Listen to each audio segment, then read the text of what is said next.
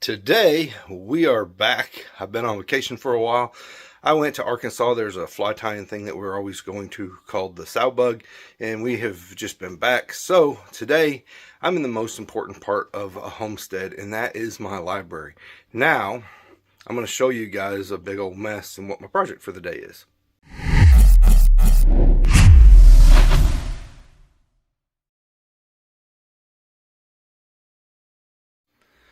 So you can see I have books piled everywhere. I have a huge mess. I've been going through my books, and I read a book almost every night. And I have over 5,000 books on homesteading, and that's where I've learned a lot of what I do. And I think it's the most important part of a homestead is knowledge. So if you're going to get into homesteading, I would encourage anybody to have books, because what if the internet goes down, or what if you need to do something, or you've lost an article on the internet? If you have that hard-bound book, you always have it. So you're always going to need to research different things about different plants and different things. So get books on the subject, read them, learn them, and have them for research. So today I'm going to build this little entry to our upstairs into a bunch of bookshelves and try to get all my books organized by the type of book that they are, whether it's cooking, whether it's animal husbandry, whether it's construction, electronics, whatever it is. I'm going to get them all going in there. Plus, I homeschool my daughter, so we have a huge selection of school books. My daughter is wanting to be a paramedic, and she's only 14. So we have literally got her all the EMT, paramedic, and nursing books. We're doing that as part of her curriculum for school to get her ahead of the curve when it goes time to take the test to become a paramedic. She's got everything ahead of it. So anyhow, that's our project for today. I'm going to go outside and do some chores and show you guys kind of what's been going on. So we'll get back in just a minute. So last week I made a video showing how we were making animal pens and stuff like that where we didn't have to have someone take care of it. I can't just tell people we're going to be out of town. That's stupid. I was a cop long enough to know that. But that's kind of what had to take place. So we made a big chicken run. I opened up their run into the rabbit barn and made that bigger to where they had a larger area there. I made some automatic feeders, some automatic waterers. We put a swimming pool in there for the ducks, and everything worked out great. We got an automatic feeder for the pigs, automatic water, and we were able to be gone for several days, and all the animals were taken care of. So that is something that was pretty awesome. So with that on topic, today I'm going to talk about something that's a little bit different, and that is homestead security. So when you're going to be gone, or you have whatever, you need to make sure, I can't let everybody know what's going on, where we're going to be. You don't want people to know that, because then they can break into your house. But when you're talking about security, I'm not real worried about people. I was a cop long enough. Everybody down here thinks I'm a little crazy, and I think they would really not want to mess around coming on my property. So that's never been an issue for me. By raccoons, they don't really care if I was a cop. Coyotes, they don't really care. So when we talk about security, protecting our homestead and protecting what we have, we need to understand that there's a lot of things that can go wrong on a homestead just by not protecting stuff. So when we build a homestead, you want to make sure you have good fences. Now, we have good fences, but we live, literally, I live probably a quarter to a half a mile away from Texas. The river is just right on the edge of our property. And with that said, we have coyotes, and raccoons are horrible down here. So even with our fences, they have been able to get through and get some of our chickens in the time. Now, there's a federal trapper that lives down here who's done some help and has done a lot of work getting the coyote population down. But even with that, with the government cuts, it looks like we're probably going to lose our trapper. So one of the most important things a person with homesteading should do is learn how to do some trapping. You're going to have animals that are going to come and try to get into your pens. You need to make sure that you are able to protect them. We were gone for several days. One of the most important things we could do is have our animals secure where nothing could hurt them. So around our chicken pen at nighttime, I have a hot wire fence that's right off the ground that we plug in at nighttime. So if any animal comes and tries to get into that pen, it's going to get shocked, and it's going to keep it from coming out. And that's stuff we have now. We're also adding a bunch of stuff to our homestead. So I said coyotes and stuff are able to get through our fence, and we have different things like that take place. So this year we've done something I saw some people do, and I kind of liked the idea. So me and my daughter, we found a old homestead that has some cactuses on it. We got permission to dig them up, and we came out here right before we left on vacation the other day, and we planted them down that fence row. So with all them down the fence row, that is going to keep everything from digging in the future. Over time, there's going to be pricklies all over the place that'll keep our animals from trying to get out. Hopefully that'll keep the coyotes and stuff like that from coming in. So fences, natural thorns around fences, help people from, you know, coming in and going out. Another thing, which I'll show you guys in a second, another thorny deal, but another problem with securing a homestead is securing it from unwanted chemicals. I live in cotton country. In cotton country, they spray every chemical known to man to keep weeds out, to keep bugs out, to fertilize it, to do all that. And I have learned, you'll hear me talk about that river cane all the time. I use it for all kinds of stuff.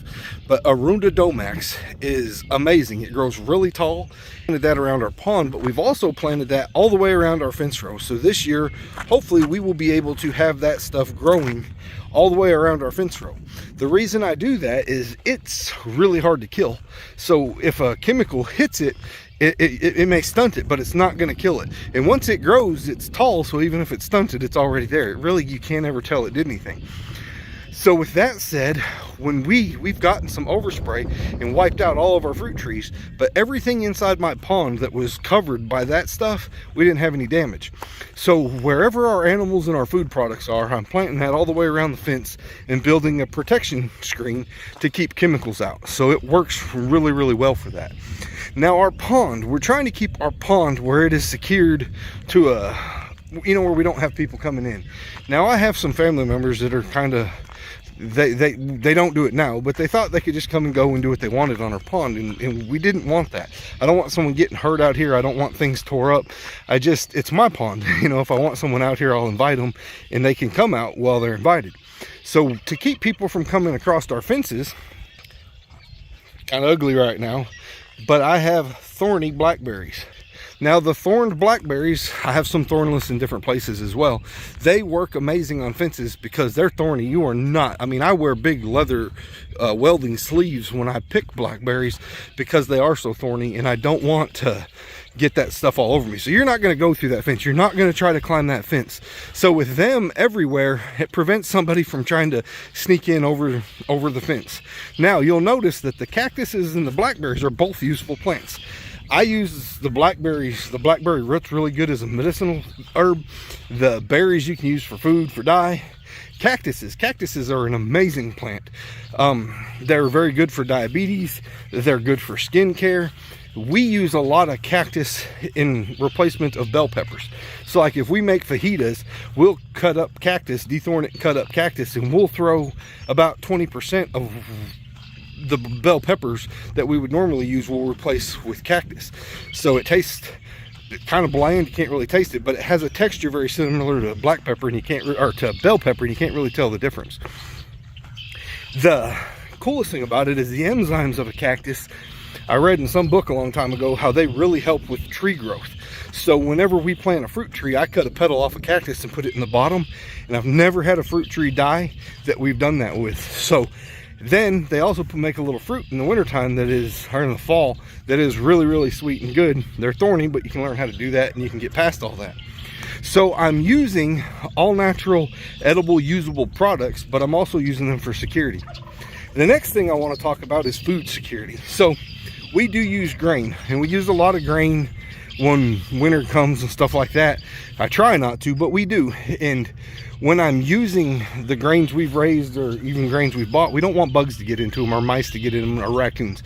If you have a barrel with a lid on it, the raccoon's going to pop the lid off of it and it'll be all over everywhere.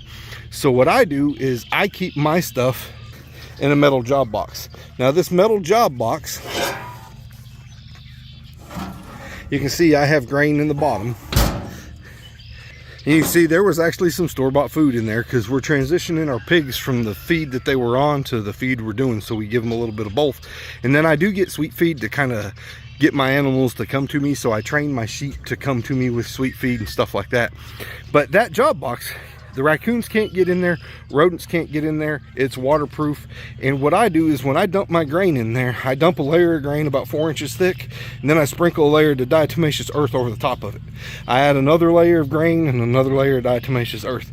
And I do that over and over and over again. And when I do that, the diatomaceous earth will scratch the exoskeleton of any insect. So if the insects are crawling around in your grain, it'll kill them and they'll die.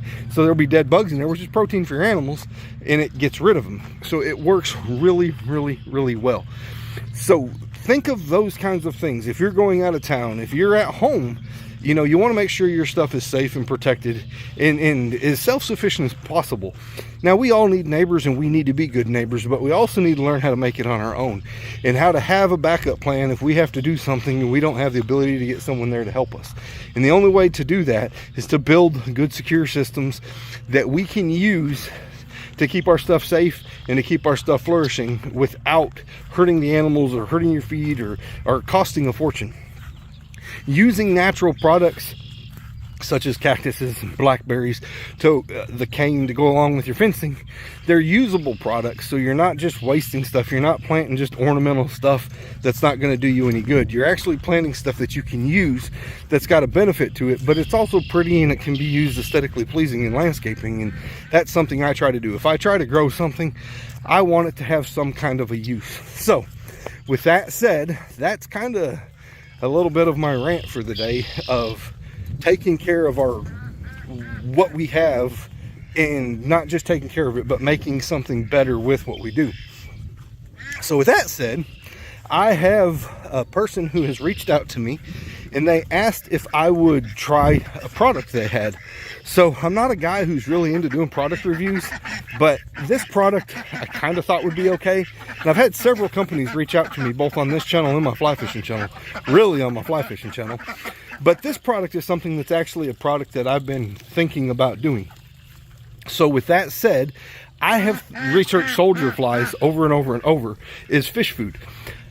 You've seen, I get most of my feed from farmers, but fish need to have a high protein food that I can't just throw corn or grain or anything like that out there. So soldier flies is something that I've researched a lot about, of raising my own and really considering doing it. It's kind of a messy, nasty thing, so I hadn't done it yet. But this company reached out to me. Now my bag is opened. It is, let me get the bag where you guys can see it. It is called Grubterra. It's black soldier fly larva.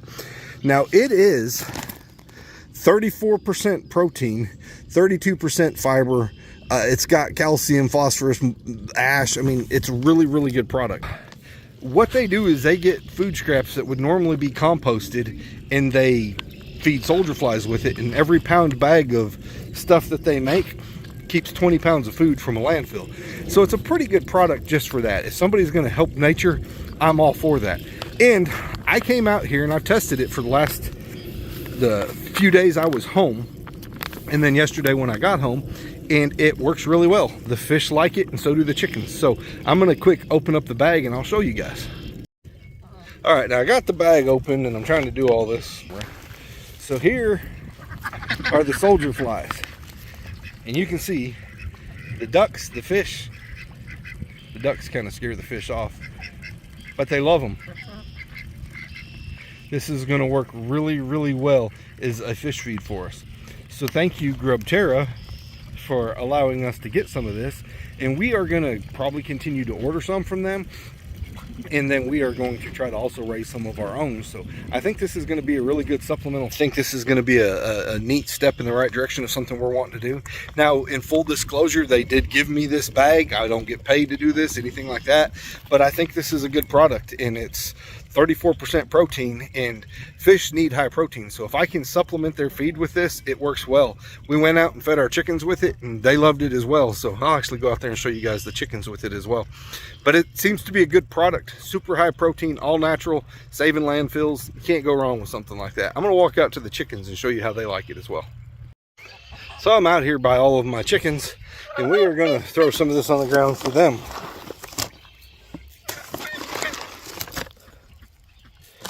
You'll see, they're all come.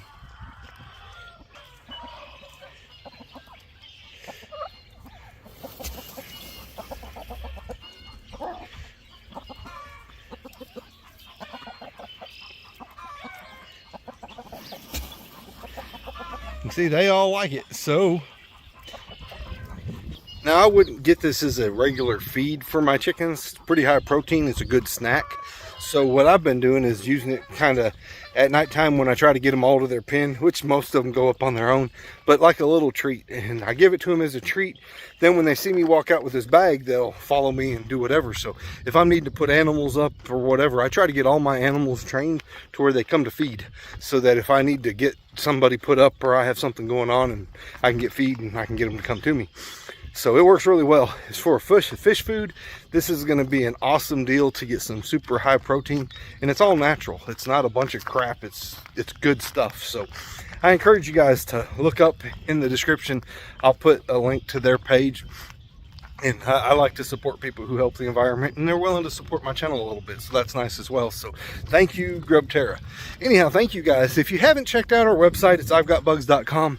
I am literally going inside. I've tied a bunch of flies we're going to be uploading today. We have some new t-shirts coming along. We're going to have a whole bunch of new stuff taking place. We got some really big things in the process that we've been working on, so hopefully we get all that going and good, and we can get it all up there. And also, if you're into fishing, our other channel is I've Got Bugs Fly Fishing. The link's in the description as well. So as always, thanks you so much for everything you guys have done supporting us, and we will see you in the next video.